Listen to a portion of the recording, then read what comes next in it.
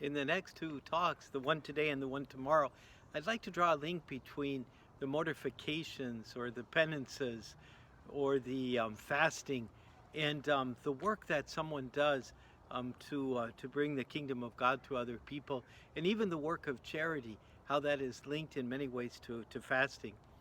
I would like to use the example of St. Peter Claver as the first example. He came to Cartagena in Colombia, which was the great slave market of the New World, and he there worked for 40 years taking care of the slaves as they were brought on the horrible ships and dumped there in their camp. And he would go onto the ships, force his way through the guards. He would come to the camps where they might have been disembarked, and he would find those that were most sick and find a place for them where they could be taken care of. His own cloak often served as as a blanket for those that were suffering from fever or from cold.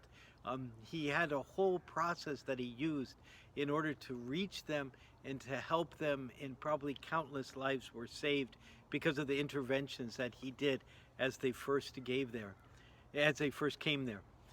But he also was a man who was very dedicated to prayer and mortification in the evenings. He would carry a cross through the corridors of the house where he lived. He'd go down to the swamp and take off his shirt to let the mosquitoes eat him. There was a way in which he wedded together the very difficulty that these penances put on him with the difficulty of his work, that he really found himself more given to reach out to help in this horrible situation, because he actually took more upon himself, and that somehow increased his generosity.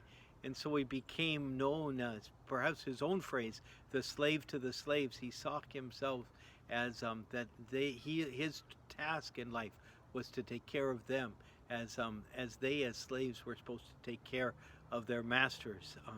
He had a saying which I think is really helpful for us now, and you might take it to heart this Lent. He said that when you come upon someone in need for body or for soul, do not ask yourself why someone else has not met that need, but rather consider that you have found a treasure. There's probably treasures out there for all of us, needs, and let's be grateful the Lord has given that to us, and take a lesson from St. Peter's Claver to become a slave to others who have great need. And that's the wisdom of the Jesuits for today.